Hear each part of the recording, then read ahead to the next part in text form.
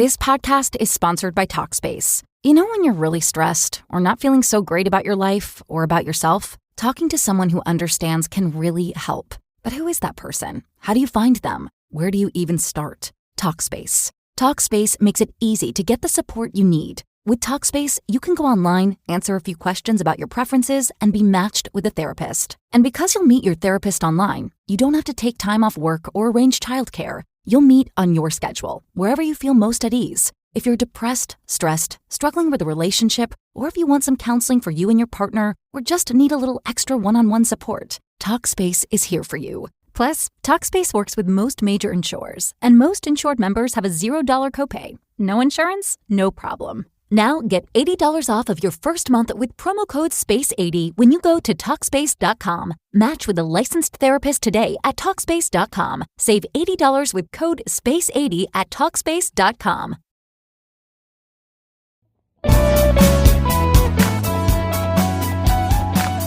Hey there, listeners. Welcome to Shit That Goes Under Our Heads, the podcast where we normalize conversations around mental health. That's right. I'm Dirty Skittles, and alongside my amazing co-host, G-Rex, we are here to share stories and tips from our incredible guests. Each episode, we deep dive into struggles and triumphs of mental health, offering practical advice and heartfelt support. Because no one should feel alone in their journey. Join us as we break the stigma and build a community of understanding and compassion. Tune in and let's start talking about the shit that goes on in our heads.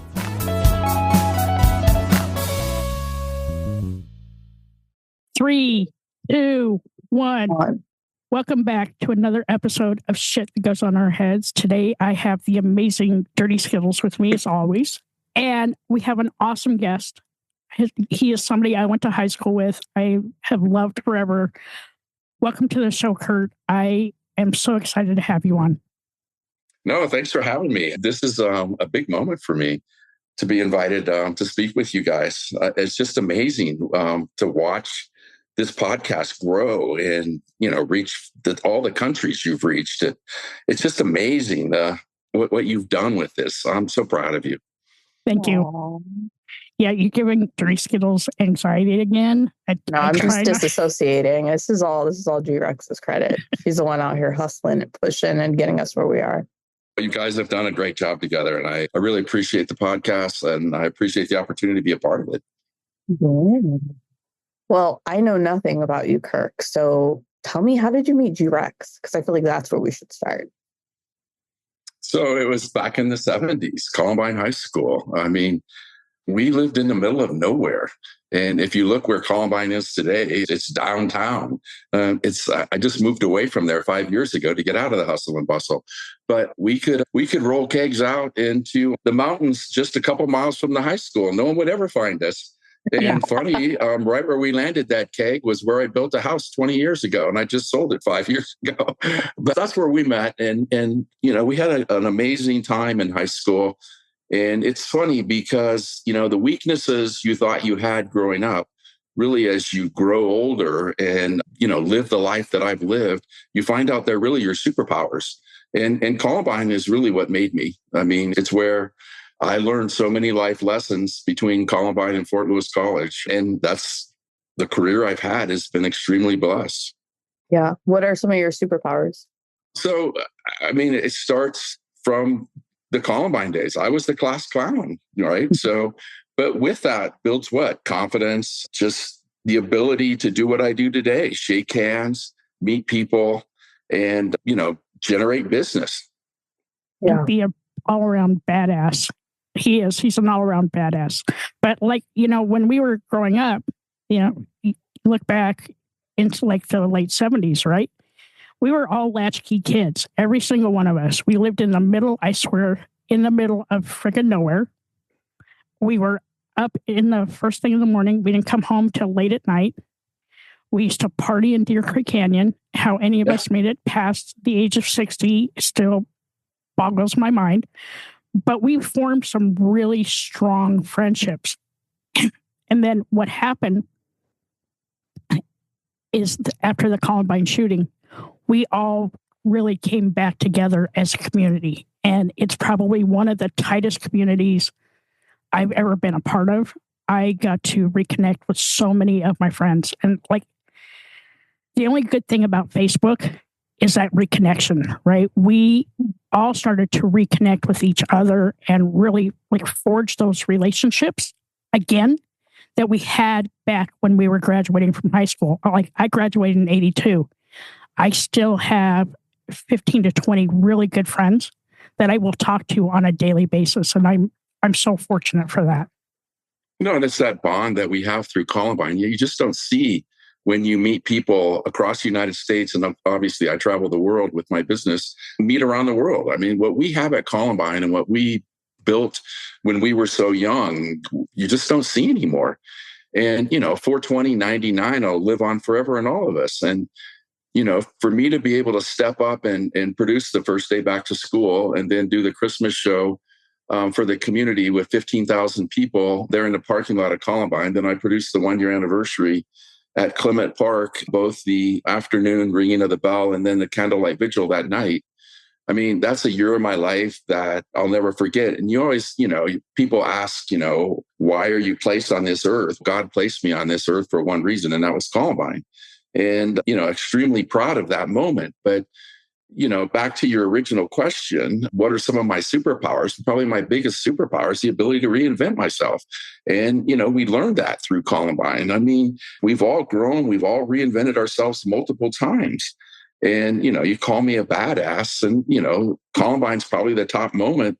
But this last year, the road to nationals, doing bodybuilding at the age of 63 has just been a wild ride that took me to a national tournament in Pittsburgh where I placed 8th out of 24 representing Colorado, as Masters over 60 champion, so it's been a crazy life and extremely blessed. Did you ever think you'd be doing that? That No. bodybuilding? No. Yeah, I was going to say, how does one just sort of, were you always into fitness or how did you fall into that? I'm an aerospace and defense executive. I'm in consulting and I travel the world helping U.S. companies sell weapon systems into foreign countries. I know that sounds a lot more dramatic than it really is. It's a bunch of financial modeling and lots of research on core competencies and just the stability of the countries across the nation. So I've traveled in just about every country in this world, and Columbine will always be home.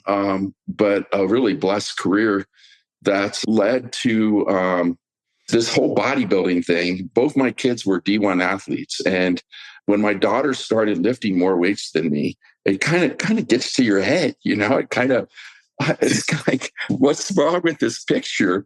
And my daughter's an amazing athlete. I'll never be the athlete that she is, but it got me back into lifting. And with my son being so close playing football at a D1 school here in Colorado, I was able to start lifting with him and his teammates. And the more I got into it, the more fun I had.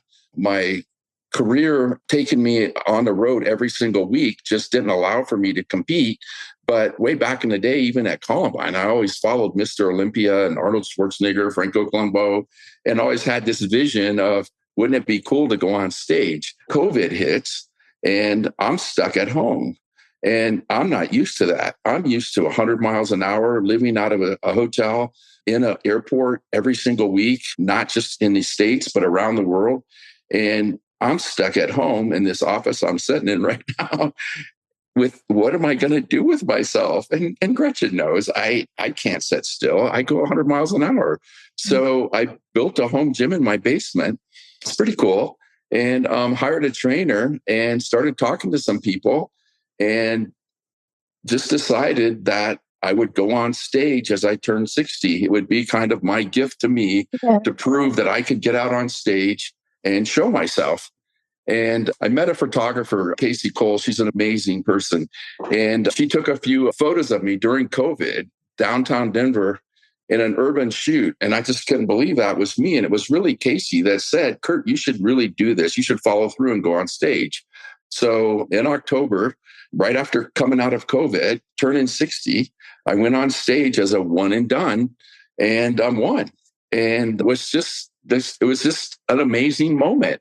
I was sitting there, they have this thing called the pump room. I didn't even know this. So you're in this room and everybody's pumping up and it's all tense and it's all exciting. And somebody says, oh, my daughter just called to wish me good luck.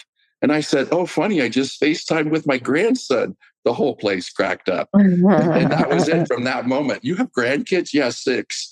And so after the show, I decided that was it. I was going to do it one time. And a year later, the guy that runs the NPC here in Colorado and the gym I work at, Dylan Armbrust, and came back to me and said, you should really come back on stage. And of course, the arrogant person I am said, what's in it for me? And he said, let's make a national run. And I said, I just don't have that size. I can't do it. But he introduced me to my trainer. And Sarah and I have been together almost 2 years now. And what she's done for me, not only physically, but mentally, I mean, neither one of us would have ever guessed the relationship we developed. She's one of my best friends. And she has, created my meal plans, my workout plans. She hates that I cardio so much, but cardio is my thing. And when you're trying to gain size and you're cardioing, doesn't work well together. But I did 5 shows last year, 3 in Colorado, 1 in North Carolina, and then went to nationals in Pittsburgh and achieved my goal. And it was an amazing moment. I mean, like I said, I've had some big moments in my life. My son kicking a winning field goal against Montana State to give UNC their first Division I win. Columbine. I produced a documentary that was #1 on CBS Sports for 5 years. And now we're with PBS, and just an amazing movie. And then to hit nationals at 63 and be competitive, like I said, I'm just constantly reinventing myself. It sounds like you've lived so many lives. As you're saying this, I'm like, told all the time. Yeah, it sounds like you've lived so many lives. Meanwhile, I'm not only has he lived a million lives, but he is also like the bionic man. Because of all the sports that he played during his high school years, your body breaks down. Okay. I'm just going to tell you, Dirty Skills, do not look forward to the age of 50 or 60, because stuff that hurt at 49 really hurts at 50.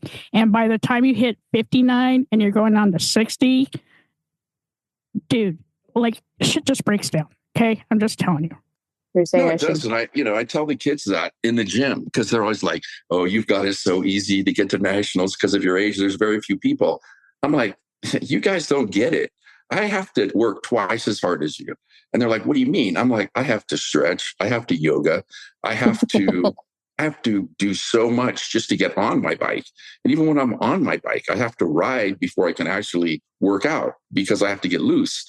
It's a completely different world. I can't drink all night like I used to in Columbine and get up and play. I have to actually sleep and eat right and stretch before I can even work out. You're right. Everything hurts. But it's fun. It's a journey, and the gym's my happy place. It's all the stress that I'm under, all the pressure. The gym is where I can be me. I can let go. I can put my headphones in. I can hang out with Sarah. I can just be me. And the respect you get in the gym is in that group of people is just, there's nothing like it. And I've lifted all over the world. I've lifted in Saudi Arabia, the UAE, Japan, and it's, down in Costa Rica. We have language barriers, sure. But in the end, everybody's proud of what the other person's doing and willing to help and trying to learn. It's fun. So interesting. I just recently saw my cousin compete, and she won and all of the things. But I remember walking in, and I've seen fitness on TV, and I don't know, I'm like, yeah, wow, they're really strong. Didn't think anything more than it. But when I actually was there at this competition, just seeing how many people were there, it all of a sudden hit me like, oh, this is like a lifestyle, right? Like, this is like, they're an athlete. They're training for this competition to do these things. And it's more than just muscles. Like, it was such a crazy, almost like a culture shock to be like, damn, all these people out here really putting in the work, and they were all supporting each other. And I thought that's so insane to just be there for each other like that. Like, I've never seen anything like it before. No, it is. It's the support you get from each other and the push you get from everybody, because you don't know who's going to show up at the show, and it was amazing to get to nationals. But really my moment this year was when I got back from nationals. I competed in the Colorado Cup, and I compete in what's called men's physique. So I get to wear board shorts. I said to my trainer when we got back, because we both thought that was it for me for the year, I said, I want to do the cup. And she goes, okay, one stipulation. I said, what's that? She said, you're going to compete in men's physique. And I said, I've never done that. I only have 3 weeks. So I had 3 weeks to learn how to a whole new set of poses. And I had to have a 1-minute routine. But the kicker to the whole thing was, as I'm getting to walk up on stage, my trainer is there to send me out, right? And here's the big difference between men's physique and classic. I looked over at her and I said, Sarah, 18 months ago, if you would have told me I'm going on stage in front of all these people in a Speedo, I would have told you to fuck off. I would have left the gym and I would have been done. But I went out there cracking up, laughing in a Speedo at 63 and fucking killed it and won. Yeah. And I mean, and credits to Sarah and, both of my posing coaches, Bailey and Emily. But, it's a team. It takes a team. And, Emily put together my minute routine and Bailey helped me with the different poses. And Sarah has just been my rock through this whole thing. And we did it. And yeah, I mean, that day is like one of the greatest days of my life in a Speedo on stage in front of 500 people, What color did you choose? Just out of curiosity. Black. It's black. Okay. It wasn't racing stripes. No. My men's physique board shorts were teal, but That's super funny.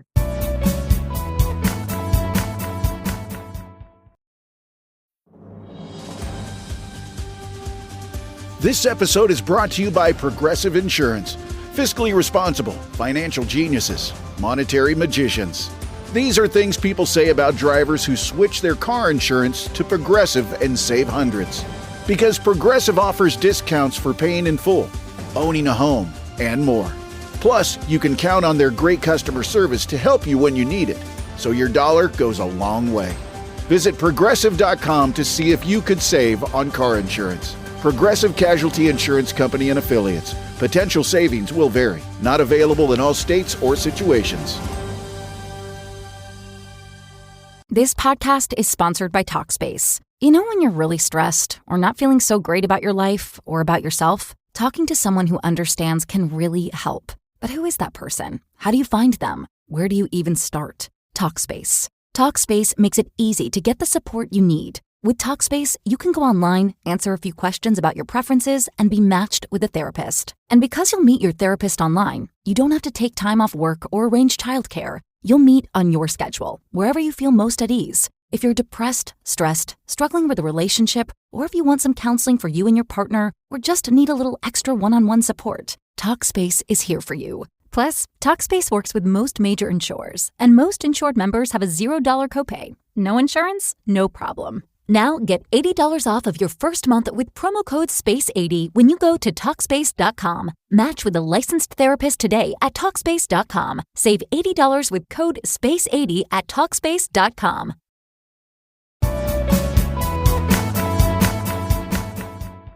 So during COVID, and you started doing the weights, did that help you with your mental health? Because I know that you were going from 100 to 0, right? Like 100 miles an hour to actually not doing anything, and then being home all the time and having to deal with being home. Did lifting weights help that mindset or help you kind of get out of your head? It absolutely did. And, I've always been big on my bike. And that's always been my happy place, is to be outside riding. And whenever I stress and whenever I'm under high pressure, I perform best under high pressure. But at the same time, mentally, we all struggle under pressure. And COVID, it almost wrecked me. I mean, I wasn't used to being at home. I wasn't used to working out of this office. Yeah, we designed and built this house 5 years ago. It's nothing special, but it's our dream house. I've been married 40 years to Kathy, and we built this house. But this office, and the reason I'm looking straight out, has a glass barn door that looks straight into the great room, which is the kitchen, the dining room, and the living room. And so I'm on a Zoom call, and I throw a squish ball against the room, and I've got to hear about it coming out of the office. Are you upset? Are you mad?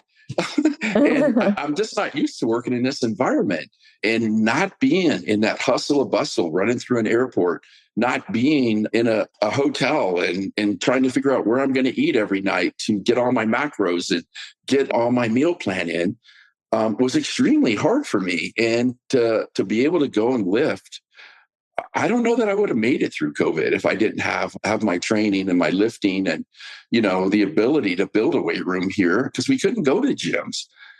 And it more than helped me. And it put me back on a road to reinventing myself again, and took me to nationals. And now I've actually got a couple opportunities in the fire. I thought I was retired. I thought I could be done, but I've got a couple of large opportunities right now. One is to be president of a college.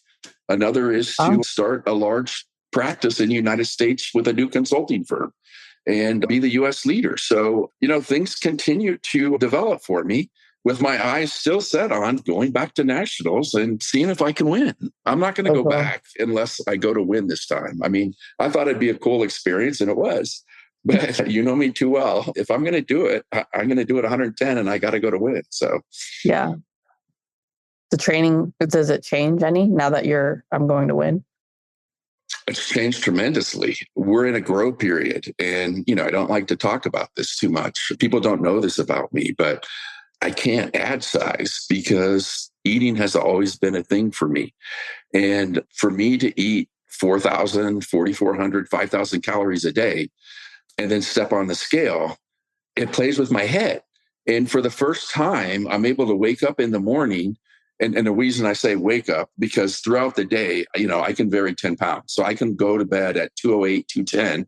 But for the first time, I'm waking up at 202. So I'm holding 200. And any time prior in life when I would go over 200 mentally, it just didn't work for me. And then I would stop eating. I would cardio more. I would, get down on my body. The thing I've learned through all this bodybuilding thing is it really doesn't matter what anybody looks like. It really doesn't matter how anybody presents themselves. It's crazy how many people, tell me I look so much better now, heavier than when I'm cut. They just don't like that cut look. And here I thought I was doing this great job getting all cut. And I mean, it really doesn't matter, but it's helped me tremendously, Yeah. That's what I wonder about. Like when I went and saw everybody that was competing, I remember thinking like, oh my gosh, like they were there to compete to win. Like who was the strongest in this category? How like defined is this muscle that? And I just remember seeing how like almost fragile everybody looked despite having all these muscles, because you could truly see everything, right? Like there was no cushion. Like you could see every single muscle. And that was the point, right? And I just remember being like, wow, I would love, if you ever do another documentary, I would love to watch that. I want to see, because it's got to be difficult. Like it has to be difficult. Like you just mentioned something that for me would be super triggering. But the mindset is different. Like you truly are an athlete training for something. How does that happen? And then like, how do you come back off of it? Like I've got 6 grandkids. How do you sit at a grandkid's birthday party and say, no, Papa can't have cake? Yeah. How do you walk into an event carrying your own food? It's a completely different game, and I'm an executive. I'm out to dinner. I'm out, steaks and mashed potatoes and this and that. But I'm not. I'm talking to the waiter to talk to the chef to make sure they weigh my meat. I'm just getting asparagus. No, you can't put anything on it. There's no butter. It can't be cooked with butter. But people are used to being with me and being around me, but it's hard. It's hard for my wife. It's hard for the kids. It's hard for the grandkids. But it's what I chose. But it takes a whole support system, because everybody has to be on board to do something like this.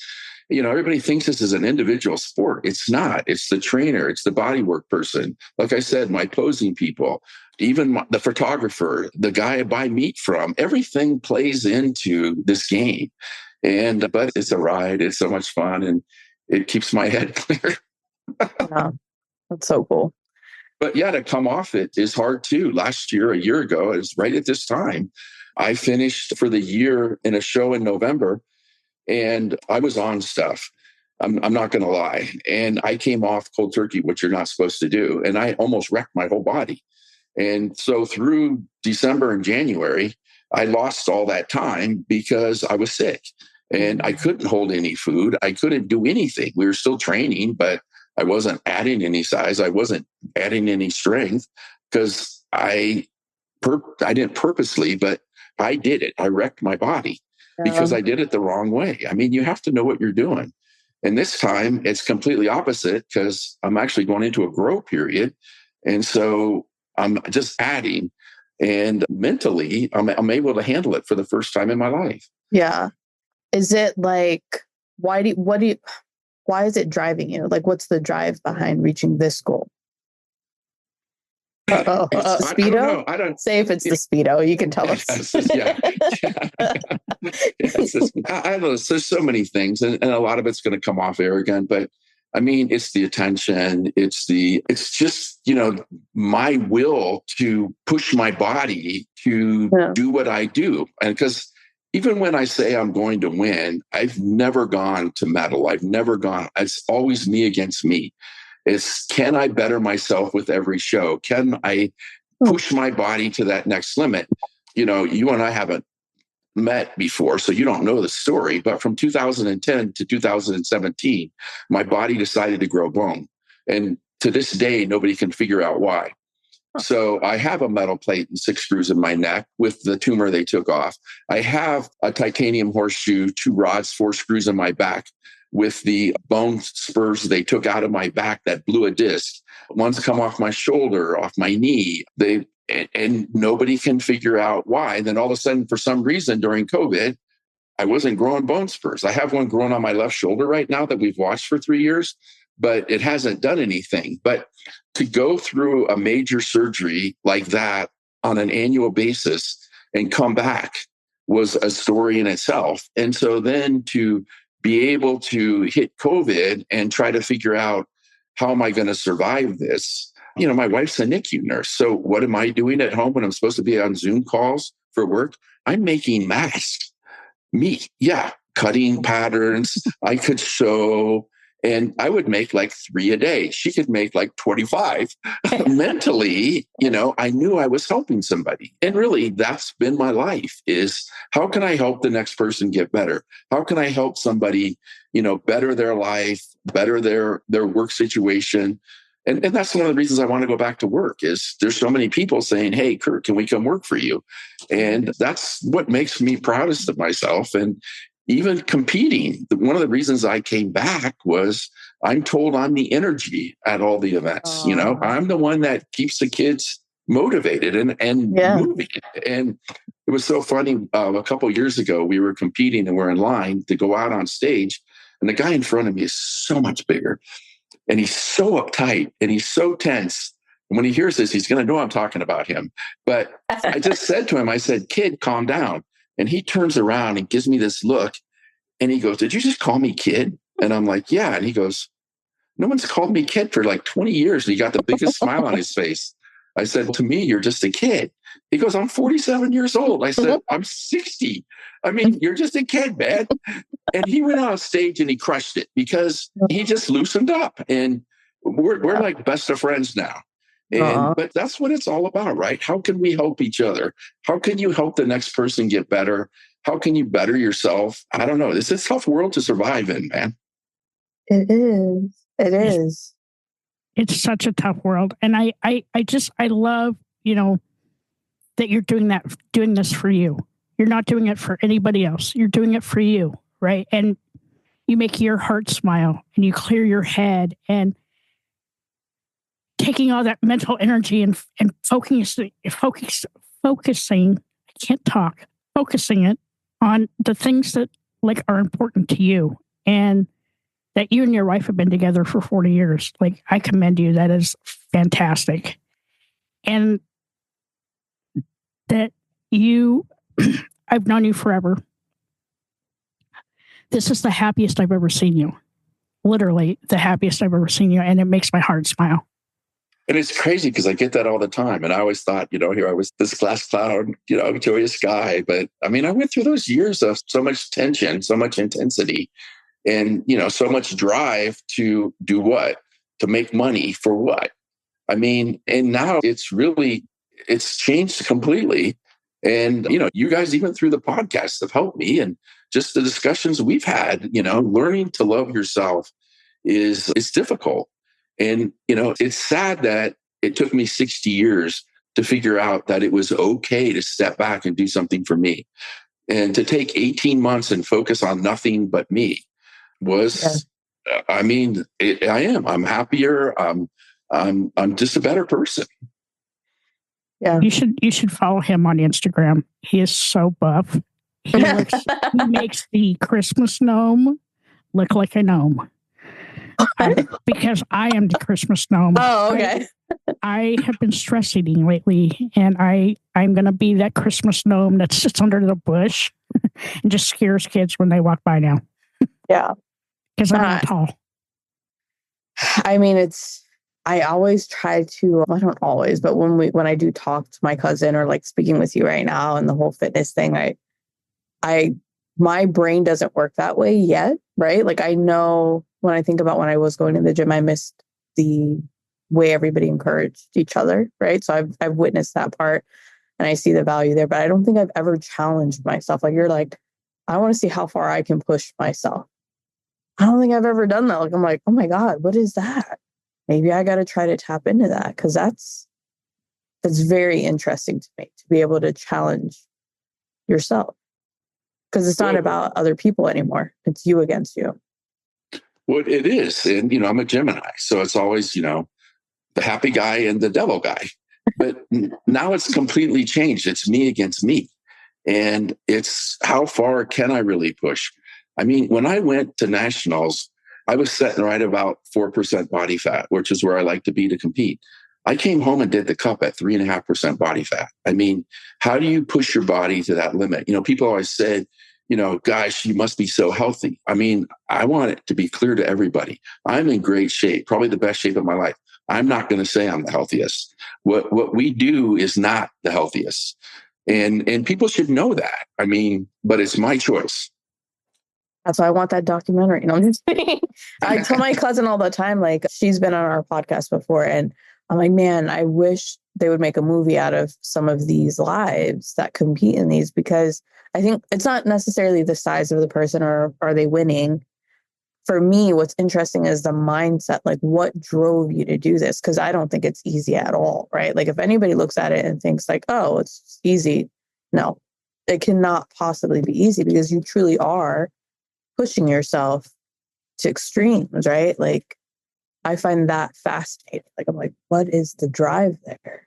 Like why is that the outlet you choose, like bodybuilding? That seems difficult as hell. Like and you're playing both mental games, right? Because you're playing, this is my happy place. This is where I escape. This is where I can be me. But you're also playing with your mind. You're playing the opposite. You're trying to convince yourself that you're not harming yourself, that this is okay, and that you can go to the next level. You can do one more thing. I mean, who gets up at 5 o'clock in the morning to walk into the basement to ride a bike just so you can eat your first of 6 meals by 6 a.m.? And then, you're off to stretching and then yoga and then you're lifting, then you're eating. And I mean, the whole day is just focused around eating and working out. And the mental is because every morning you wake up, something hurts. Every night you go to bed, something else hurts. I used to hear this guy talk and I thought it was true. As we get older, we have one pain and that pain just moves around our body. Now I have pain all over my body. And I'm like, my pain multiplied. My one guy, he multiplied. I don't know. It's a game, but it's a fun game. And it's my game. It's my game. Yeah. And I love it.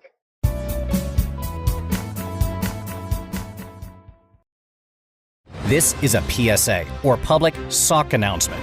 Experts have declared Bombas socks as the best way to warm up chilly feet. These pairs are super cushy, soft, and designed for maximum coziness. Plus, for every pair purchased, another pair will be donated, so someone in need of essential clothing can stay warm this winter. Go to bombas.com/listen and use code LISTEN for 20% off your first purchase. That's bombas.com/listen and use code LISTEN at checkout.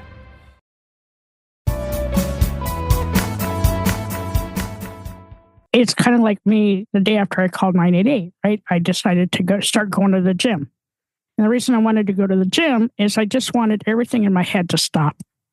So when I went to the gym, like I was focusing on two things. Don't fall off the treadmill. Don't drop a weight under my foot. But I also challenged myself to see if I could make 3 miles on a treadmill every day. And I did that every day for a month. And that helped me. And it was a game I played, right? I was like, let's just see if we can do this. And you're right, Curt, at 60, everything fucking hurts.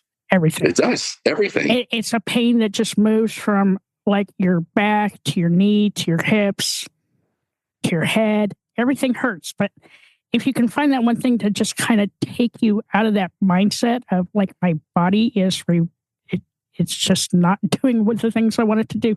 But find that mindset to make yourself feel better, both mentally and physically, right? I did it for the mental aspect. I just needed my head to stop.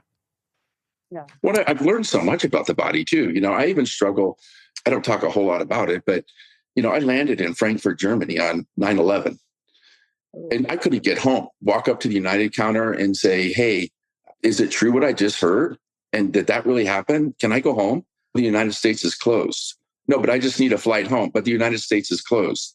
"No, but can you just get me a flight to Denver?" "I just told you the United States is closed." What does that mean? Yeah, I don't think, yeah. Right. And that was hard. I spent 3 weeks in Toulouse, France, and, ended up creating a group of friends that I'm still friends with, ended up taking an opportunity to a 3-year account that I ended up in Toulouse for 3 years with Airbus, designing the new A380, which is now retired, which really ages me. But what a moment. I mean, but it's those things that define us, right? And that shape us. And I mean, because like, how was I going to survive with the United States closed? How could that happen? I mean, yeah, that doesn't make sense. Yeah. Yeah, you figure it out. And like I said, constant, reinvention. But over there, where I was going with that was, I lifted over there. And after traveling weekly for 6 months, I went to lift one day, came back to the hotel. It was light out. All of a sudden, I wake up. It's dark. I find a light switch. There's blood on the credenza, blood on the carpet. Put my hand on my head's bleeding. Get on a call United, get on a plane, come back the next morning home, and end up in the emergency room, finding out that I'm this close to having a stroke. And I should have never got on a plane. I should have never flown. But luckily for me, the only thing that's messed up still is my left eye. It just doesn't dilate. So, I mean, if you look at me, you don't notice that I've got a pupil that won't dilate. I mean, but lucky, just completely lucky. I could have died. But it's even now when I'm lifting and when I'm really stressing, my vision will go on me. And I even have a hard time sometimes driving to the gym. I've learned it comes from your back. It's at the base of your neck. There's some muscles back there that are just tightening up, and that comes up through your neck into it's just little things like that you learn about your body to know that, holistically, you can control what's going on inside you. You can heal yourself. You can at least help to better yourself without, having all these specialists and doctors looking at you. Yeah.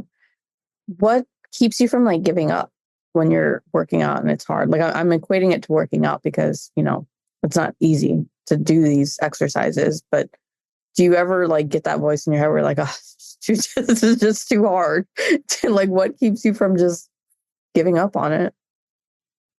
I think it's just me. I think it's just who I've decided to be. And because I've thought about it multiple times. I'm not just giving up on weightlifting, and, very few people know this about, there's been times I thought about even giving up on life, but you find a way, right? I mean, so much to live for. And you guys hit it on the head. It's finding how to love yourself first. And, now that I've done that through all this, it's, there's nothing but green pasture ahead of me, the way I see it right now. But yeah, there's been dark times in my life. I think all of us go through that. And it's hard to find ways to work through. Yeah. Got to get on that treadmill upstairs. Yeah, I guess you better run. I have a shit going. I have a question, Curt. So prior to 2020, we're going to do it in two parts. Prior to 2020, what did you do for self-love and self-care then versus what you do for self-love and self-care now? So prior to 2020, it was chasing the kids, from when they were born all through Little League soccer, baseball, football, volleyball, travel volleyball, into college. I mean, even when my son was coaching collegiately, I attended almost every game, and people are like, wait, what? You're going to your son's football game? Yet he's the coach. But I mean, that was my outlet. That was my release, was to chase the kids. And the stress all came from the job because I was constantly on the road. And so trying to balance that, being away for so much and, without Kathy being there to, really race the kids, because when I would leave for a week or 2 weeks at a time, but when I came home, it was always, to make sure I was there for a sporting event, to make sure I was there to coach them, to practice with them, to be there for them. And that was my outlet. And it was a tough balance. And then after COVID, it was all my working out. And even when I was chasing the kids, I say chasing the kids, supporting them, watching them, we always worked out together. Always. My son had a plan one summer, and he had to go to the football field, and he would run a 40, walk a 40, run a 100, walk a 100, run a 200, walk a 200, and then work it backwards. And so I would do it with him. And he'd be done sitting over there, and I'd still be going. He'd be going, Dad, you can stop. We can go home. I'm like, no, we can't. I said I was going to finish. I'm going to finish. Just wait, So he'd start doing it again.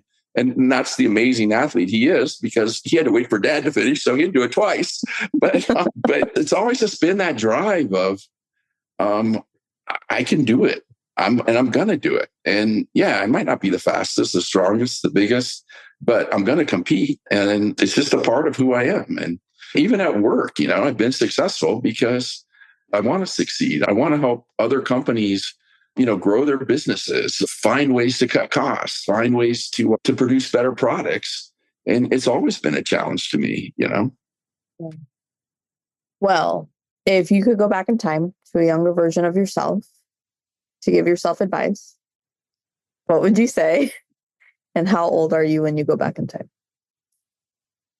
I mean, I'd like to say I'd go back, to when I was 17 and used to have the best toga parties at Columbine, but I don't think I want to change any of that. But I'd go back into my 30s, probably when I was probably drinking the most, probably the heaviest I'd been. I'd quit working out. And, I would tell myself then, that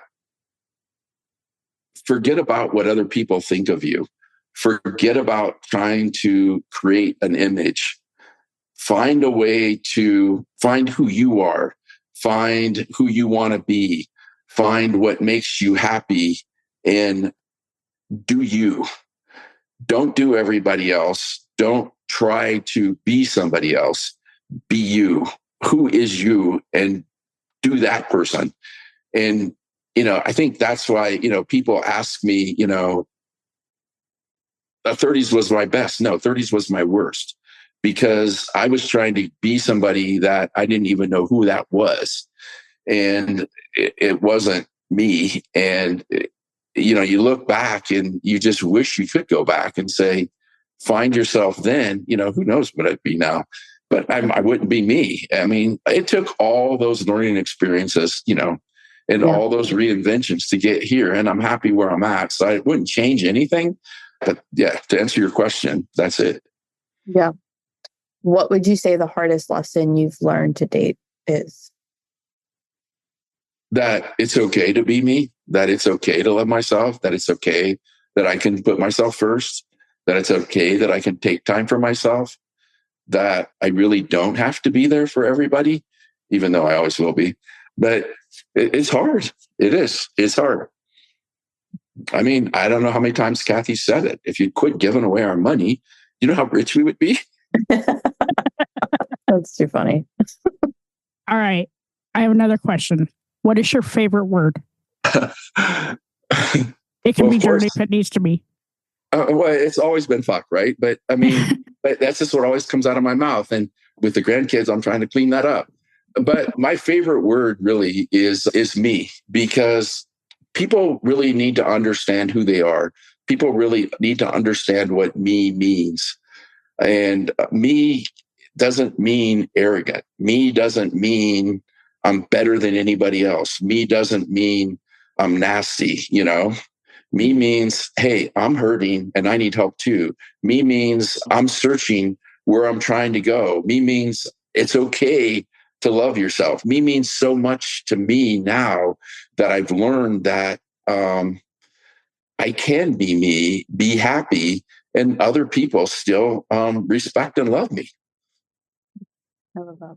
I love that. Okay, now what's your least favorite word? I can't. I know that's 2 words, but can't. Because everybody can. I mean, can't just, I'm not going to say it's not a word in my vocabulary. It is. Are there things I can't do? Probably. But I'm going to try. I mean, I'll try anything once. And I know when I say that, you know, there's a broad spectrum. But why not? I mean, I've done some crazy things in my life. And I've always said I would never make it to age 50. So I lived hard.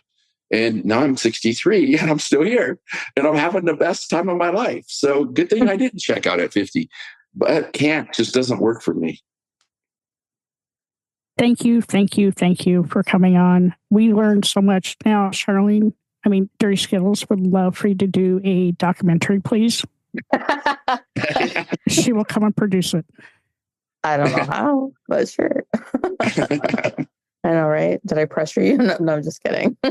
No, but it's been talked about. You know, I have produced one documentary, and it's called Born to Lead, and that's the shirt I have. On the back, it says Born to Lead. And, you know, really, and again, it would sound arrogant, except I know who I am now. Really, that's my whole life I was born to lead.